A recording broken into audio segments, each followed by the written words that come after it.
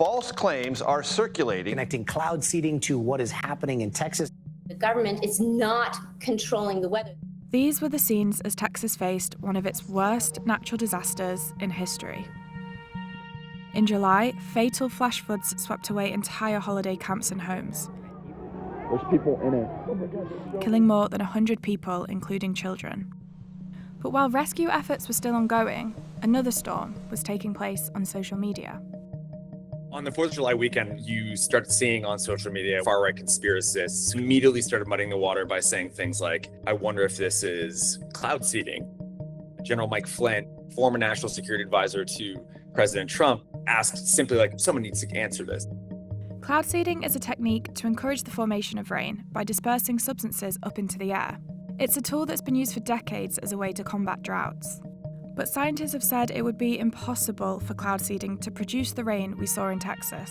One of the more surprising things is someone like Marjorie Taylor Greene, who's a congresswoman, coming out and tacitly endorsing a conspiracy like this.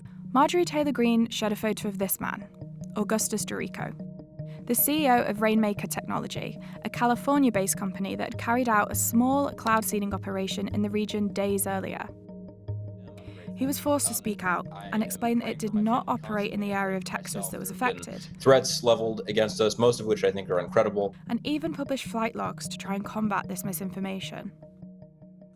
There has been a lot of speculation around how prepared the state was for the events that unfolded. But while warnings were issued, the impact was devastating.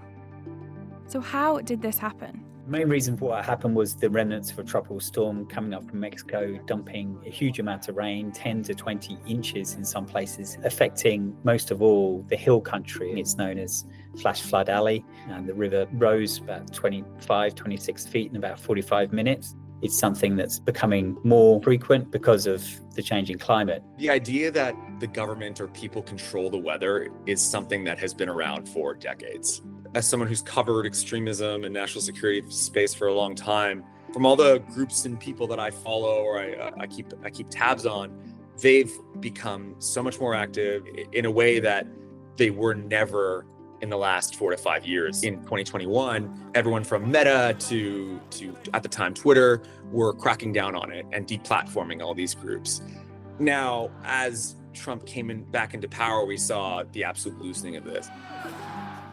The floods hit just days after Donald Trump's administration hollowed out federal agencies that left critical services under severe strain. There are concerns that future events are going to be harder to predict. These things can seem like they come out of the blue and therefore must have been engineered somehow by somebody. The horrible irony, of course, is that we are modifying the weather, we are modifying the climate, but we're doing it through the burning of fossil fuels, and we've been doing that for decades now.